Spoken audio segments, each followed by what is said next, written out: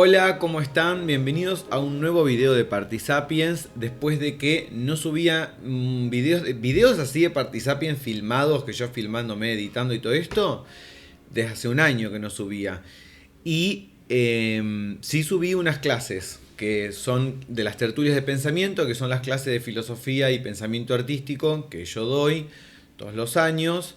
Subí 3 clases, voy a subir algunas más seguramente. Si se quieren anotar, este es mi mail, me pueden escribir. Y bueno, ahora estamos en octubre de 2021, o sea, la próxima inscripción va a ser en febrero de 2022. Pero si no, igual me escriben y yo les digo si está abierta la inscripción y demás. Bueno, ¿cómo andan? ¿A quién le habla? No importa cómo andan, ¿no? Lo que importa es qué es lo que vamos a ver hoy. Lo que vamos a ver hoy es una cosa que... a ver, ya vamos a pasar a esto entonces. Bueno, es una cosa que se me ocurrió, que pensé cuando leí de este libro el capítulo 3, que se llama 10.000 años antes de Cristo, la geología de la moral, del libro 1000 mesetas, capitalismo y esquizofrenia, de Deleuze y Guattari, de 1980. Cuando leí este capítulo, que me pareció muy impresionante, como que hice unas anotaciones que fueron un poco mi manera de comprender el capítulo, o sea, mi manera de asimilar un poco lo que estaba diciendo. Y bueno, nada, decidí convertir esto en una... Esto lo que voy a decir ahora lo di en las tertulias este año. Y bueno, me pareció que estaba bueno hacer un video de Partisapiens. Qué sé yo, ya veremos. El video se va a tratar sobre la idea de expresión por un lado y sobre la idea de consistencia por otro lado. Pero hago una aclaración, que es que si ustedes ya vieron este video, que es la clase 2 que se llama expresión e interpretación, de las tertulias, de las clases que subí a este canal de YouTube. Si ya vieron este video, entonces pueden saltearse este video actual. O sea, si ya vieron el video de las tertulias, digo, este que estamos viendo ahora, se lo pueden saltear hasta... no sé el número, pero lo estoy dejando acá, por algún lado, para que... Nada, o sea, porque la parte de expresión ya está incluida en ese video, pero si no lo vieron, ahora lo voy a decir de vuelta, y si no, es un repaso. Así que bueno, vamos a empezar. ¿Qué significa expresar? Esto es el problema filosófico de la expresión, que es un problema sumamente interesante, que está abordado seguramente por muchos filósofos, pero que... te voy a decir la verdad, yo no lo entendía completamente, o sea, no entendía cuál era el problema, como que era lo que se estaba poniendo a problematizar cuando se hablaba del problema de la expresión. Y tuve que meterme un poco en pensar esto y en meditar sobre esta cuestión cuando leí este capítulo de 1000 mesetas, porque ahí se habla mucho de contenido de expresión y un poco me hacía un ruido como... ¿Pero qué es la expresión? ¿No? Entonces, bueno, es decir, cuando generalmente decimos que algo expresa algo, decimos que hay una relación entre esos términos, pero no es cualquier relación, ¿no? Tenemos por un lado un contenido que es expresado en una expresión, ¿no? Esta es la relación que se suele llamar de expresión, o sea, estoy diciendo incluso el sentido común de la palabra expresión. Entonces, generalmente, cuando se piensa esta relación entre contenido y expresión, se la piensa así: relación de continuidad de una cosa con otra, tal como es conocida por un sujeto que sin embargo las percibe como separadas, discontinuas. La expresión es concebida como una parte, una consecuencia del contenido que sin embargo lo contiene completamente. ¿Pero cómo? ¿Cómo, si es una parte o una consecuencia? O sea, si la expresión no es el contenido, ¿cómo lo contiene completamente? ¿Cómo logra expresarlo? O sea, ¿cómo puede ser que habiendo una relación de continuidad por la cual una cosa lleva al conocimiento de la otra, sin embargo, se percibe que estas cosas no son continuas y que son discontinuas? O sea, esto realmente es un enigma. Es un enigma que podrías decir, como de todos los enigmas de la filosofía, que es como el enigma. Como que en un punto, si podés identificar algo de esto, podés identificar muchos otros problemas que estarían asociados a este, ¿no? Problemas del lenguaje, problemas de la representación, o sea, problemas políticos, problemas éticos, epistemológicos, evidentemente, pero digo, no solamente epistemológicos. Entonces, por un lado, se las percibe como separadas, discontinuas, pero por otro lado se las conoce como continuas. Una lleva a la otra. ¿Qué significa esto? ¿Cómo puede ser que dos elementos sean percibidos como separados y al mismo tiempo conocidos como continuos? O sea, por un lado la pregunta es, ¿qué ha separado estas cosas en primer lugar si eran continuas? El lenguaje, la percepción, pero ¿cómo? Y por otro lado, ¿cómo es que se conoce una continuidad? ¿Se intuye esta continuidad? ¿Se deduce? ¿Se razona? ¿Se recuerda? ¿No? Bueno, esto es un poco el problema del conocimiento en general. Y sobre todo, no solo del conocimiento, sino de un aspecto del conocimiento que es algo así como el nuevo conocimiento, ¿no? El descubrimiento. Que es un problema antiquísimo, porque en realidad uno podría pensar que es de Platón que estamos con esto. Pero bueno, seguramente que las distintas respuestas que se fueron dando, digo, o sea, uno podría pensar que qué sé yo, siempre el problema del conocimiento, o sea, Kant es parte de la filosofía universal. Sin embargo, los problemas vuelven y vuelven como ofreciéndose para ser tratados con una novedad. Eso es muy interesante, porque incluso cuando uno dice, una vez hago una digresión. Una vez tuve una conversación con un filósofo que no voy a nombrar su nombre, pero que es un poco conocido, o sea, profesor de filosofía argentino, en donde yo dije esta frase de Deleuze que es pensar es lo no pensado. Y él como que dijo, no, eso es una ridiculez, y dijo, pensar justamente es lo pensado, si lo que no se para de pensar es lo que ya fue pensado, dice él, ¿no? Criticando a Deleuze. Siempre me quedé pensando un poco en esa respuesta que me dio, porque en un punto tiene razón, o sea, es obvio que muchos de los problemas que Deleuze o Nietzsche o la filosofía contemporánea está pensando, uno podría decir, imaginar, que son los mismos problemas que renovados pero en el fondo los mismos. Entonces, en realidad es el mismo carozo que no se termina de pensar y que en todo caso es un mismo problema que tiene distintas formulaciones, distintas aproximaciones. Bien, esto es posible. Uno puede pensarlo de esta forma como esta persona y hay algo que no suena tan ilógico. De hecho, no es solamente porque el carozo de lo impensable pueda ser el mismo, sino porque incluso leyendo a los filósofos uno lee, bueno, pero esto se parece a lo que dijo tal, se parece a lo que dijo tal, se parece a lo que dijo tal, y en realidad te vas a los presocráticos y ya lo pensaron todo. O sea, es como que uno podría hacer esta genealogía en donde ve algo así como que con las mismas palabras se está hablando de lo que ya se habló. Pero esa visión, aunque es posible, ¿no tiene algo medio conservador que al final es medio terrible? Es decir, por otro lado, incomprobable. El hecho de que las nuevas palabras nos permitan pensar que se refiere, porque hay una genealogía que se establece, una genealogía interpretativa, nos permite pensar que hay algo en común. No tenemos ninguna prueba de que el problema no sea completamente nuevo cada vez. El hecho de que podamos ligarlo a una aparición histórica anterior tiene que ver con nuestro trabajo de interpretación histórica.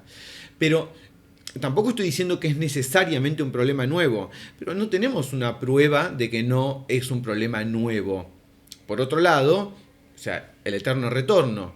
Aunque sea el mismo, será nuevo, y aunque sea nuevo, será el mismo. ¿Por qué poner el eje en el hecho de que es el mismo cuando uno podría poner el acento en el hecho de que es diferente? Es una cuestión de actitud, una cuestión de actitud. Es algo interesante ver un nuevo problema, porque uno ve justamente algo del devenir, ve el devenir histórico, el devenir humano, el devenir cósmico. ¿Por qué el problema sería el mismo? En todo caso, sí me gusta pensar que resuena con otro problema, pero resuena casi en un sentido literal de la palabra sonora, resuena, ¿no? Como una especie de resonancia musical, como que es un acorde, compone. Y tal vez hay algo de ese carozo que es el mismo, pero ese carozo tiene tanto derecho a ser el mismo como a ser otro cada vez. Bien, listo, terminó la digresión. ¿En qué quedamos? Acá, bien, seguimos. Entonces, vamos a decir que hay dos tipos de relaciones de expresión según la naturaleza de su enlace. Vamos a decir que hay relaciones de enlace consistente entre contenido y expresión, y también hay relaciones de enlace referencial. No hemos dicho todavía qué son, estamos simplemente poniendo las palabras para designar dos tipos de relaciones de expresión. Ahora bien, una relación de enlace consistente es una relación donde la continuidad entre el contenido y la expresión es evidente. Por ejemplo, entre el fuego y el humo. El humo es una consecuencia física del fuego, por lo tanto es expresión del fuego, y el enlace entre uno y otro es un enlace consistente. Hay una relación de consistencia entre el fuego y el humo, indudable. La huella de un animal en el barro es expresión de que ese animal ha pasado por ahí. El trueno es una consecuencia física del relámpago. El estado físico sólido, líquido o gaseoso de un cuerpo es expresión de la densidad con la que están unidas las moléculas. Cierto gen de ADN se expresa en una característica fenotípica, etc. Hay una causa física manifiesta que muestra la continuidad física entre contenido y expresión. Mi acto fallido igual de llamar naturaleza, de poner la palabra naturaleza ahí, es pertinente porque acá hay una idea de naturaleza que está apareciendo, que no me quiero adelantar porque un poco voy a ir hacia ahí, porque yo estoy diciendo continuidad. Acá hice un poquito de trampa, pero es una trampa que está bien. Primero que dije, la continuidad entre contenido y expresión es evidente, y eso de la evidencia uno podría decir, ¿por qué la evidencia? Sin embargo, estoy haciendo una especie de, me estoy tomando una licencia ahí, y estoy dejando la palabra porque ustedes tienen la sensación de a qué me refiero con esto, ¿no? Es decir, ya veremos qué es la evidencia, esta evidencia de la consistencia. No es cualquier evidencia, pero quiero apelar a algo de lo que uno le genera cuando puede captar sensiblemente la relación entre el fuego y el humo. O sea, hay una especie de, entre el fuego y el humo, ¿qué hay?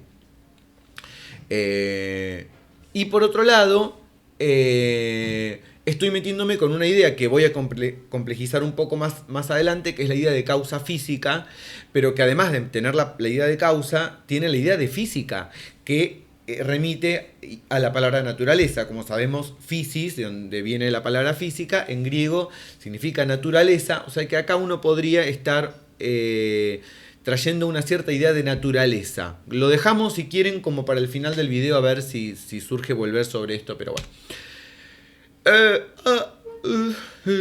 Bien, entonces volvemos sobre... puse mal. Bueno, ok. En una relación de enlace referencial, en cambio, no queda claro cómo una cosa pasa a la otra. Hay un salto discontinuo. Una cosa refiere a la otra, pero no tenemos esta sensación de evidencia. Más bien, tenemos la sensación de un salto en el vacío. Una cosa linkea con la otra.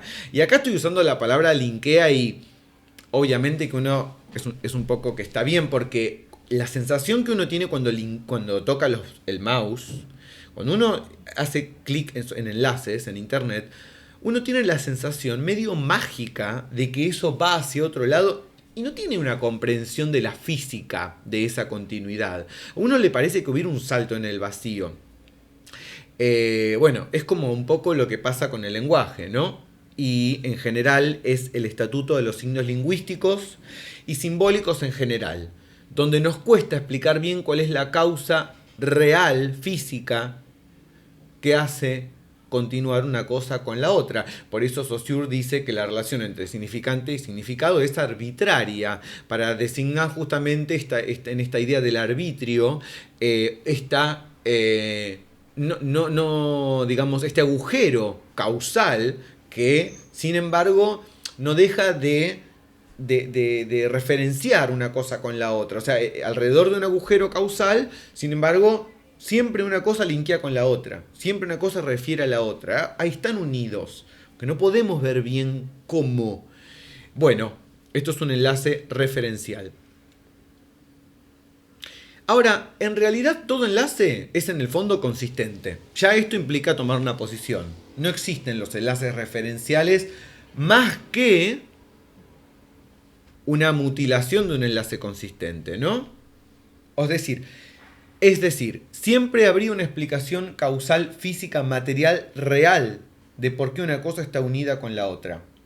Los enlaces referenciales son en realidad enlaces consistentes mutilados a los cuales se les ha sustraído por lo menos una parte. Hay algo oculto, tapado, escondido, negado que no estamos viendo, que explicaría materialmente la unión, la continuidad. Y un poco, bueno, vamos a ir hacia qué es esto que está oculto, tapado, escondido, negado, que no estamos viendo, que explicaría materialmente la unión. Por ejemplo, la relación entre significante y significado está unida en la memoria del sujeto. Hay una tarea de la filosofía y del pensamiento que es devolverle consistencia a la referencia. Devolverle consistencia a la referencia. Bien. Develar lo que se esconde. Cómo y por qué una cosa linkea, entre comillas, con la otra. Pero si todo enlace en el fondo es consistente, en el sentido de que hay una continuidad material que une una cosa con la otra, como un gen con su proteína, ¿por qué las vemos separadas, contenido y expresión? ¿Qué las ha separado? Entonces, con Deleuze y Guattari vamos a decir que un estrato, sobre todo para los que están leyendo Mil Mesetas y están en el capítulo 3, entre paréntesis, les digo que pueden ir directamente al capítulo 3 si quieren. No es que si no leyeron los primeros dos no se entiende, igual no se entiende. Bueno, diremos que un estrato. Puede ser que haya algún lector de Deleuze y Guattari y Mil Mesetas que esté diciendo, no, esto no es así, está re equivocado este pibe. Bueno, gracias por la pibe. No, yo hago lo que quiero. O sea, no, es una interpretación y es un... para mí es así, o sea, yo lo entiendo de esta forma. En todo caso, este es mi juguete interpretativo con el cual yo puedo comprender, aunque cada uno de los momentos de comprensión que tengo de un texto no agota la comprensión del texto y seguramente experiencias futuras me harán pensar cosas nuevas. Así que bueno, un estrato. Un estrato es lo que ha separado contenido y expresión, cuando desde el punto de vista de la consistencia serían la misma cosa o parte de la misma cosa. Veamos un ejemplo. Supongamos un haz de luz blanca que pasa por un filtro celeste y pasa del otro lado como luz celeste. Si hay algo de lo que estoy diciendo que no se entiende o que decís, che, pará, fuiste muy rápido, no sé qué, como me han dicho de algunos videos, pongan pausa. Incluso en YouTube se puede hacer más lenta la velocidad, pero eso no sé. Tengo un amigo que me dijo que hizo eso una vez con un video mío, que puso 0.75 a la velocidad de YouTube. Bueno, si les sirve, yo no voy a hablar 75% de mi velocidad. Pero bueno, sí podrían hacer eso ustedes. Bien. Uno podría decir, el segmento B expresa al segmento A. El filtro es lo que Deleuze y Guattari llamarían un estrato, es decir, un límite, algo que separa, organiza. Si el filtro fuera consciente y tuviera sus ojos mirando hacia el lado de la flecha celeste, no vería la luz blanca a su espalda, pero podría llegar a conocerla. Por ejemplo, las frecuencias de onda de la luz que no pasan a través del filtro, que son la de los otros colores, quedarían atrapadas en el filtro, según entiendo. Esto es, no sé si está bien físicamente, pero hagan como que está bien. Porque yo no sé tanto de física, pero me parece que está bien lo estoy diciendo. Entonces, Estas frecuencias que no pasan como luz se transforman en energía calórica, razón por la cual al cabo de un tiempo el filtro terminaría por calentarse. Entonces el filtro consciente podría decir, me estoy calentando. ¿Por qué me estoy calentando? Debe haber algo atrás que no puedo percibir, pero que me está tocando. O sea, es como que quedó una metáfora sexual sin querer. Pero se ve lo que la imagen, o sea, el filtro podría decir, y tal vez la sexualidad es esto también. Pero bueno, en fin. Así, el filtro, o sea, la sexualidad podría ser como la imagen que se ofrece como metáfora, pero también podría ser al revés. Pero bueno, no. Entonces, el filtro podría llegar a conocer lo que no puede ver. No dejo de pensar en la sexualidad. Como que la sexualidad es una forma de conocer lo que no se puede ver. No, pero no sé a dónde va esto. No, basta de esto. Bien. O sea, segmento A, segmento B, el filtro. ¿Se entiende por qué se calienta? Se calienta porque hay frecuencias que no pasan como luz, quedan atrapadas. Por eso solo sale la luz celeste. Entonces el filtro podría decir, segmento A es... O sea, la luz blanca, quiero decir, es expresada en el segmento B, la luz celeste. Si yo concibo la luz blanca más el filtro y su calentamiento más el haz de luz celeste, obtengo el paisaje completo de lo que está pasando. Desde acá, desde este punto de vista, uno dice, claro, se comprende. Es una misma cosa todo. Bueno, claro, porque vos estás captando la relación consistente. Es decir, uno podría decir, desde el punto de vista del estrato llamado filtro celeste, el segmento B es expresión del segmento A del rayo de luz. Una cosa es expresión de la otra, siempre en relación a un estrato. No hay pérdida de energía en este sistema, ¿sí? Porque por ley de conservación de energía, que dice, bueno, en un sistema cerrado la energía es constante, lo que hay es transformación de energía lumínica en energía calórica, pero no hay pérdida de energía. ¿Sí? O sea, desde el punto de vista de la consistencia, de la relación consistente, no hay pérdida entre contenido y expresión. No hay pérdida de información. Lo que hay es una modulación de esa información o de esa energía relativa a un estrato. Pero desde el punto de vista de la referencia, sí pareciera que hay una pérdida de información. O sea, si el filtro consciente, en cambio, mira frente a sí, la diferencia de color de la luz, como si no fuera él mismo quien causa esta diferencia, excluyendo su propio cuerpo de la relación, y dijera, el segmento B linkea al segmento A, lo expresa, pero hay una pérdida de información entre A y B, y nadie comprendería por qué, y aún menos cómo una cosa conecta con la otra. O sea, se vería como un salto metafísico, no físico. Es lo que hacemos con el lenguaje, que tiene evidentemente una metafísica. Entonces, acá hay una frase de Leon Rosisner que dice, esta es la paradoja, decir que un cuerpo habla y después excluirlo de lo que las palabras dicen, como si el cuerpo no dijera nada. A veces de vuelta. Esta es la paradoja, decir que un cuerpo habla y después excluirlo de lo que las palabras dicen, como si este cuerpo no dijera nada. A este tipo de enlaces llamamos enlaces referenciales. Hay una tarea de la filosofía y del pensamiento que es devolverle consistencia a la referencia, develar lo que se esconde, el cuerpo, siempre el cuerpo, la materia, la sensación. Pero, ¿cómo y por qué una cosa linkea con la otra? Sigue siendo enigmático, pero estamos empezando a responder algo de la pregunta. Entonces vamos a suponer un cierto dispositivo, que es así. Tenemos, por un lado, una jarra con tintura de un líquido, supongamos que es de un color, y tenemos como dos pelotas que son esferas absorbentes de líquido que absorben esta tintura y se comunican las pelotas por un tubo comunicador de líquido, que no se puede ver porque hay una tabla que bloquea para el sujeto la visión del tubo.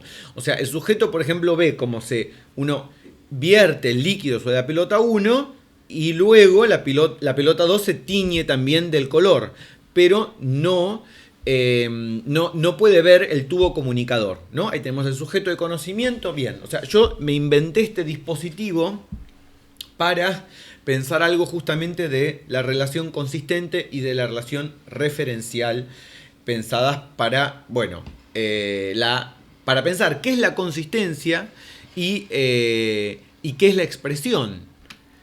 Entonces, la pregunta es, ¿a qué llamamos comúnmente relación de causalidad física? ¿A qué llamamos causa física en un esquema así? Llamamos causa física, una relación de causalidad física, al conjunto de dos cosas, pensé. Uno, un enlace consistente, material, real, espacializado entre fenómeno 1 y 2. Acá tenemos el tubo comunicador, que es este enlace consistente. Pero además, cuando hablamos de causa física, estamos hablando de una idea de temporalidad, porque fíjense que cuando dice que hay una causa y una consecuencia, está diciendo que hay un enlace consistente, pero además hay una perturbación, una modificación que viaja en el tiempo a través de ese enlace. O sea, es como que me di cuenta que la imaginación era solamente espacial del enlace consistente, porque el tiempo no está incluido en lo que es enlace consistente, sino que está como separado, como la perturbación que viaja. En la idea de causa hay una idea de tiempo. Entonces, este sujeto, en este caso, no conoce directamente, no percibe la relación consistente, continua entre F1 y F2, que es el tubo, sino que conoce, percibe conscientemente otro tipo de enlace, que opera por salto discontinuo, ¿no? Lo que ya dijimos, entre F1 y F2, fenómeno 1 y fenómeno 2, o sea, 1 es verter el líquido sobre la pelota 1, 2 es se tiñe la pelota 2, entonces, pero hay un salto discontinuo y esto es un enlace referencial, ¿no? Que tiene la gramática F1 refiere a, linkea con F2. Ahora bien, el universo no sería más que el conjunto general de todos los enlaces consistentes existentes. ¿Qué sería el universo sino, o sea, el universo como el conjunto de todas las relaciones de causalidad? Sería, bueno, el conjunto de todos los enlaces consistentes. O en realidad, técnicamente a esa conclusión queremos llegar, pero justamente hay un obstáculo, porque el tiempo parecía estar por afuera de eso. O sea, antes habíamos definido la relación de causalidad como una perturbación temporal viajando a través de un enlace consistente espacializado. Entonces parece que el tiempo fuera algo distinto del conjunto general de los enlaces consistentes. Y estos fueran solo espaciales. Pero ¿qué tal si el tiempo también es un enlace consistente? O, mejor dicho, a ver, compliquemos un poco la cosa. Supongamos que la dimensión tiempo no fuera realmente diferente a las otras tres dimensiones del espacio. Y que son cuatro dimensiones iguales. O sea, ninguna es diferente a la otra. La diferencia, la única diferencia de la dimensión tiempo, la da la vida. Es la vida. O tal vez la vida psíquica, pero supongamos que sea la vida como la conocemos en el planeta Tierra, que es esta forma de existencia la que tiene una relación particular con el tiempo. Es decir, la que separa al tiempo de las otras dimensiones. O sea que solo desde el punto de vista de la vida, el tiempo es una dimensión distinta de las otras tres. Pero en el universo, el inorgánico, digamos, ¿no? No hay ninguna diferencia sustancial entre las cuatro dimensiones. Y esto nos llevaría a algunas implicancias. 1. No hay un momento que esté antes o después de otro. El orden de los sucesos solo es relativo a la vida. Esto está bueno, pero nos lleva a una cuestión, que es la idea de que en la física hay una cosa que es la flecha de tiempo, ¿no? O sea, voy a leer la definición de Wikipedia de flecha de tiempo. El concepto de flecha de tiempo refiere popularmente a la dirección que el mismo registra y que discurre sin interrupción desde el pasado hacia el futuro, pasando por el presente. Y lo importante es su irreversibilidad, o sea, la asimetría de la flecha. Y leemos en el párrafo de abajo que la expresión flecha de tiempo fue acuñada en 1927 por el astrónomo Arthur Eddington, quien lo usó para distinguir una dirección en el tiempo en un universo relativista de 4 dimensiones. O sea, justamente lo que está para distinguirse de un universo relativista de 4 dimensiones, que es el que estamos queriendo ahora traer, ¿no?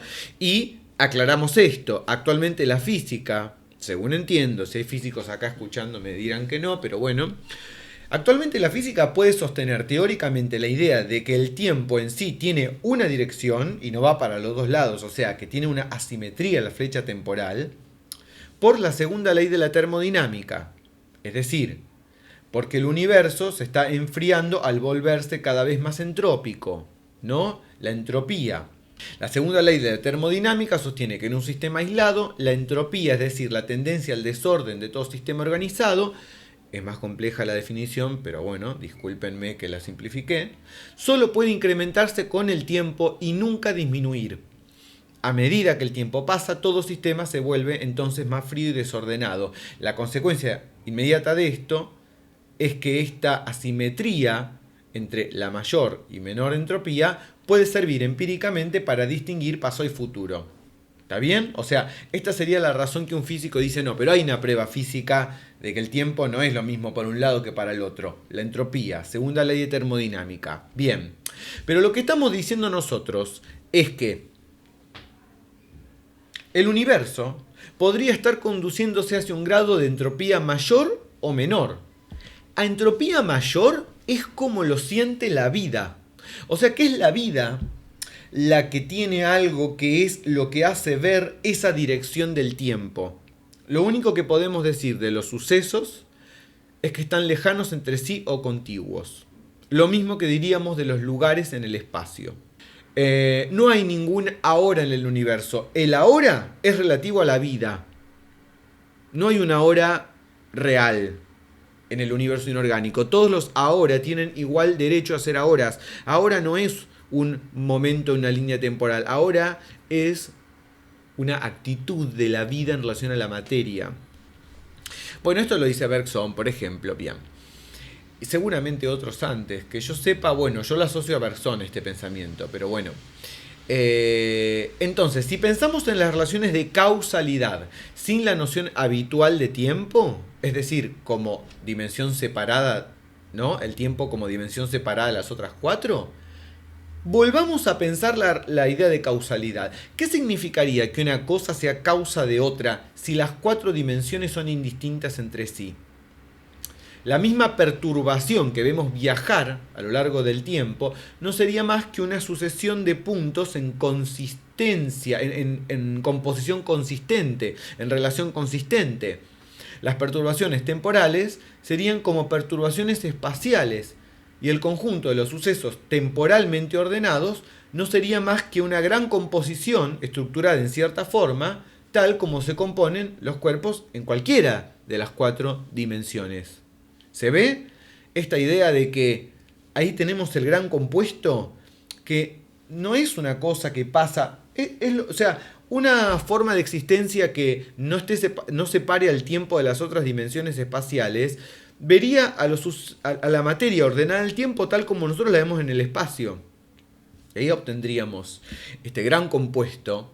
Y bien, la única pregunta válida para conocer lo que llamamos la causa de algo es: ¿compone consistentemente o no? No importa si en el espacio o en el tiempo. El universo no sería más que el conjunto general de todos los enlaces consistentes, independientemente de si la vida concibe estos enlaces como compuestos espacializados o perturbaciones temporalizadas. Y a esa gran malla o trama infinita de enlaces consistentes llamaremos plan de consistencia. En el plan de consistencia no hay tiempo como lo perciben los humanos. El todo espacio temporal sería una gran unidad, un gran compuesto. Entonces volvamos a nuestro dispositivo. Tenemos acá al enlace consistente, conscientemente imperceptible, y al enlace referencial.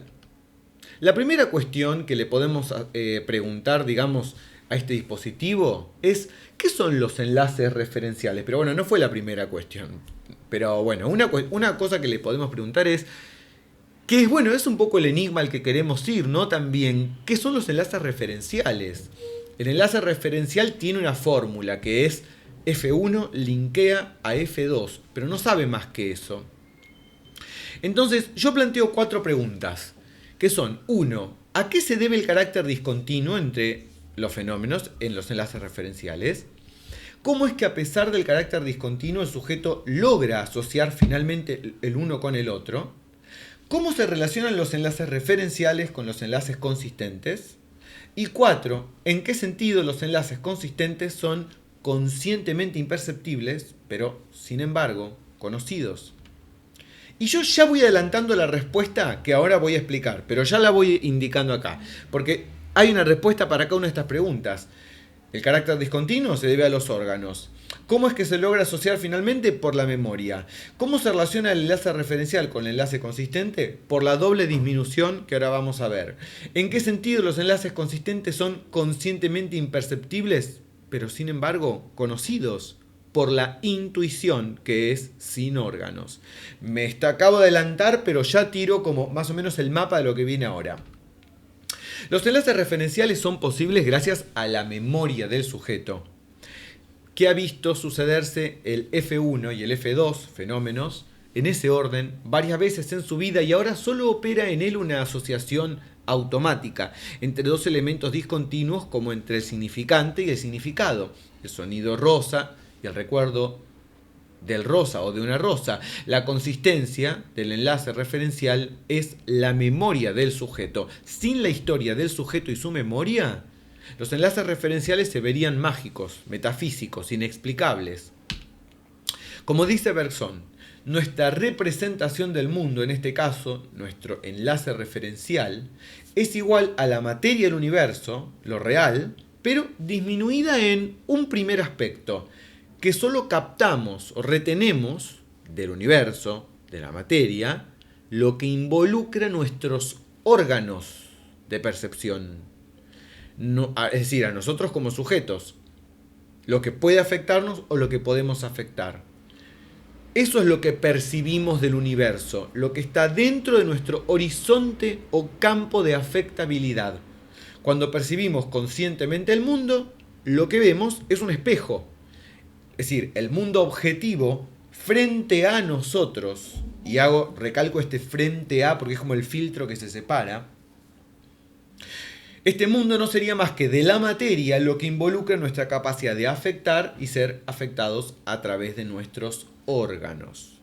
Esto, materia y memoria, Bergson.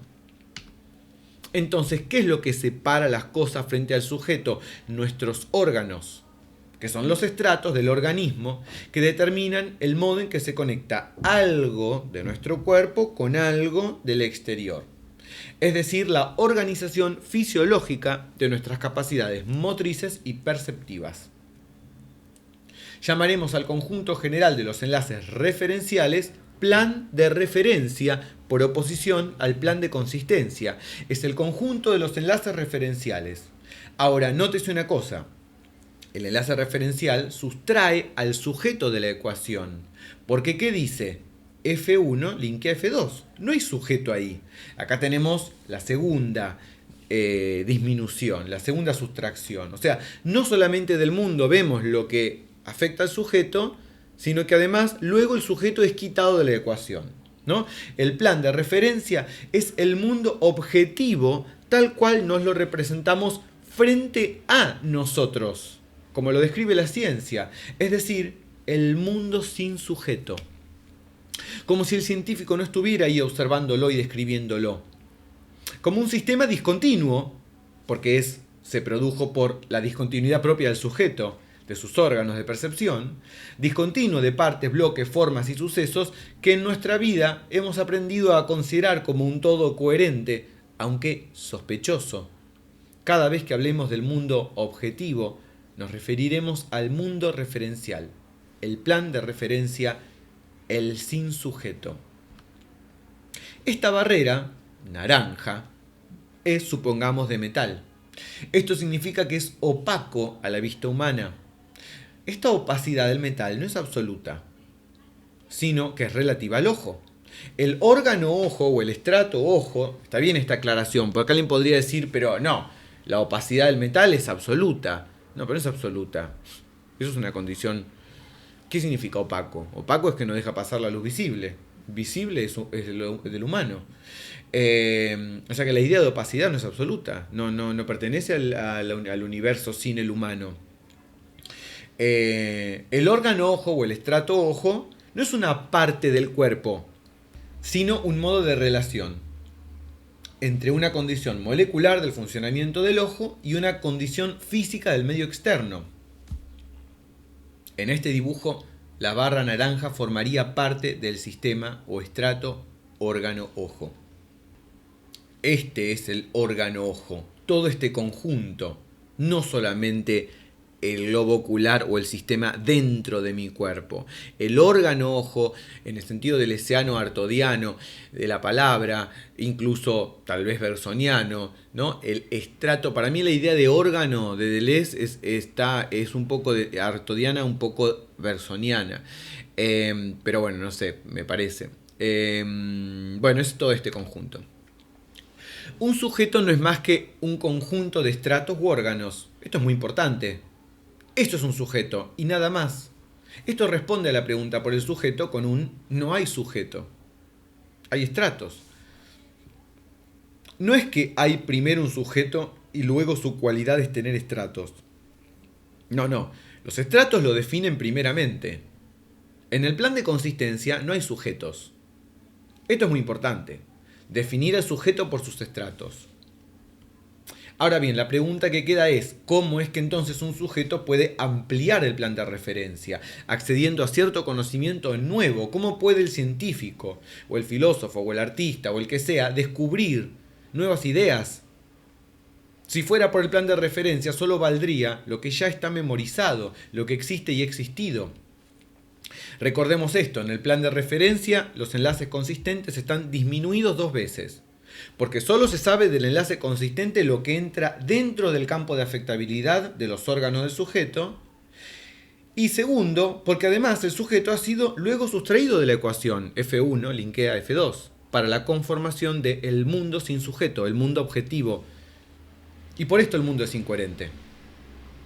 Para responder la pregunta, desechemos las respuestas que agregan un elemento externo que no se explica por sí mismo, como si fuera un elemento mágico que viene a emparchar un agujero incómodo. Por ejemplo, decir la razón. Porque uno podría apelar a la razón y decir, no, el sujeto razona y deduce que el fenómeno 1 y el fenómeno 2 están unidos causalmente, aunque no pueda percibir sensiblemente el enlace consistente.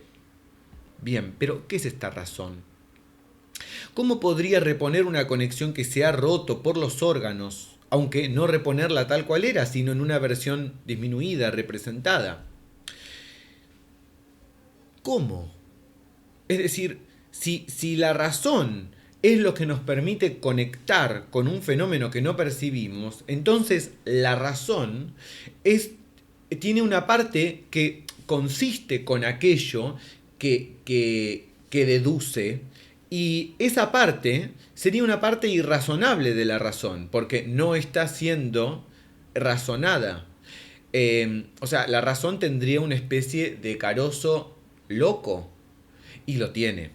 O lo que sí sabemos de la razón es que es tal vez algo así como lo que ordena la información, traduce, formula, esquematiza, de modo tal que las conclusiones sean presentadas como fórmulas comprensibles, convincentes. Sí, eso sí hace la razón o la inteligencia. Lo que hace es, me da las palabras, me crea un sistema de palabras para que la data que me llega de algún modo pueda ser expresada en términos lingüísticos, de modo que otra persona comprenda. Es decir, funciona en esto, pero no explica del todo cómo me llega una información.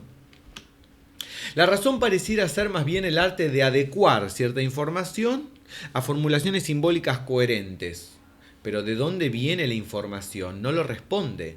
Cuando se dice que alguien llega a una conclusión razonando, se dice que hace 2 cosas: que obtiene la data de algún modo y que formula esto simbólicamente bien, acorde al modo en que será comprendido por otros.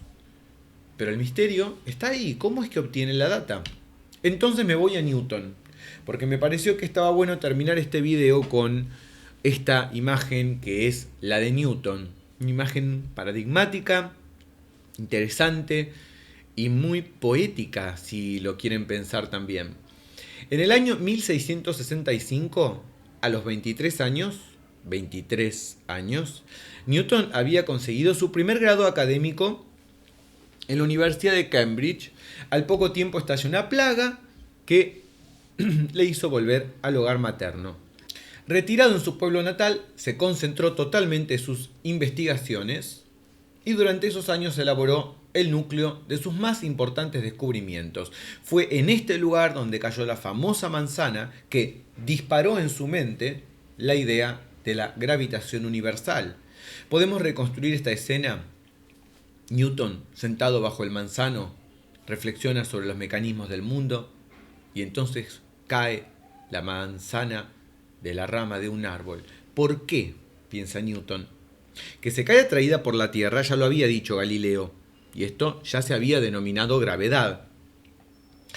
¿Qué habría ocurrido si la manzana hubiera estado unos metros más arriba? Se pregunta Newton. ¿Habría caído?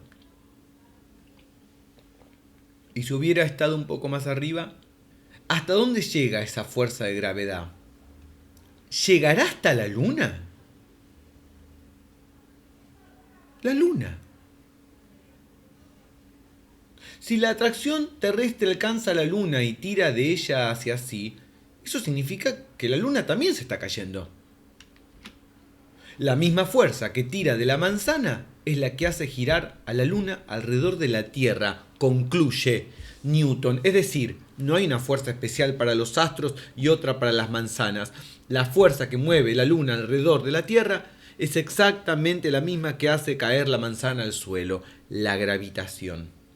De un solo golpe, Newton unifica la física del universo al establecer que dos fenómenos, F1 y F2, que en principio no parecían tener nada que ver, responden a una misma causa física, es decir, comparten un enlace consistente. Una manzana ha caído y ha unificado las leyes del universo, imprimiendo en la mente de Newton una idea, la ley de gravitación universal. ¿Pero qué pasó acá? Vamos a llamar al proceso por el cual a Newton le llega la información intuición. La intuición es ese proceso por el cual al sujeto le viene una data que luego se ocupará de expresar de una manera simbólicamente eficaz. Y vamos a decir que los enlaces consistentes son intuidos. Y vamos a decir que los enlaces consistentes son intuidos por el sujeto, pero no percibidos conscientemente. Ya una vez en la conciencia que razona, estos enlaces consistentes han sido representados, imaginados dentro del horizonte de afectabilidad del sujeto y convertidos así en enlaces referenciales. Es decir, que serán usados para describir un mundo frente al sujeto, un mundo sin sujeto. Pero, ¿cómo fue posible esta intuición? ¿Cuál es la consistencia de la intuición misma? Y ahora volvemos a nuestro dispositivo y hemos dejado para el final lo más flashero de todo. Para intuir es necesario un cuerpo consistente, un cuerpo que consista con aquello, que capta, un cuerpo sin órganos. Y acá ven que estoy usando un concepto de Deleuze y de Artaud, pero en el dibujito puse a este sujeto, este cuerpo sin órganos, simbolizado por estos ojos que tienen como unas cosas ahí medio, pero que está de los lados, ¿sí? Que es así como conoce, consistiendo. Es decir, que posea este cuerpo una desterritorialización relativa respecto a esos órganos de percepción. Un cuerpo molecular, un cuerpo no regulado por los órganos, un cuerpo de átomos, de quarks, de materia no formada bajo el estrato de la percepción consciente. ¿Quién no tiene uno? Un cuerpo en el cual el estrato ojo no funcione todavía, un cuerpo intuitivo. Una vez que el cuerpo sin órganos ha captado una información, el cuerpo con órganos la recibe, pero como viniendo desde adentro. No hace falta que el cuerpo sin órganos carezca de todo órgano, de todo estrato, ni sería posible. Solamente de los estratos fisiológicos de la percepción consciente o en todo caso los del lenguaje. Pero este otro cuerpo, que es sin órganos respecto a ciertos órganos, sigue captando perturbaciones en otros rangos. Si no tuviera ningún órgano, ningún estrato, no podría captar información. Es decir, que se trata de una desterritorialización relativa respecto a ciertos órganos. En el momento en que Newton concibe la idea, o mejor dicho, en el instante previo en que se forma como idea simbólica representada, en el instante exacto de la pura intuición, lo que está entrando en Newton es la gravedad misma. Pero no piensen en la gravedad referencial, la sin sujeto. Esta palabra hoy nos remite a una representación, una referencia, un objeto del mundo. Siempre una referencia disminuye 2 veces la consistencia, porque solo muestra lo que afecta al sujeto y porque el sujeto ha sido luego sustraído de aquello que conoce. Tal vez incluso el sujeto no sea más que aquello que es sustraído al mundo en el acto de conocer. Entonces vuelvo a estas preguntas que había mostrado antes y les recuerdo que acabo de responder entonces con estas 4 respuestas, las 4 preguntas. Tanto el científico como el artista como el filósofo que trabajan con su intuición crean ideas haciéndose consistentes con aquello que les afecta e interpela. Y la consistencia no es solo epistemológica, es también ética y es también estética. Quien ama consiste con aquello que ama, quien odia con aquello que odia. Y hablando de consistir con la gravedad como hizo Newton, en la misma época de Newton existió otra persona que tuvo también su intuición respecto a los efectos de la gravedad y la luz. Alguien que nació en 1571, murió en 1610, o sea, murió 32 años antes del nacimiento de Newton. Un adelantado tal vez, pero esta intuición no fue científica, sino artística. Y estoy hablando de Caravaggio, el pintor del barroco, que también, a su manera, consistió con la gravedad y con la luz, pero de esto vamos a hablar en un futuro video de Party Sapiens. Si les gustó el video, hagan todas las cosas que se tienen que hacer, likear, compartir, hacer todo eso. Mirá, si llegaste hasta el final del video, te gustó, compartilo. Nadie me comparte los videos. Compartilo, etiquetame, estoy en Instagram, abajo está mi Instagram. Bueno, like, todo lo que ya sabemos. Y bueno, nos vemos en el próximo video de Party Sapiens.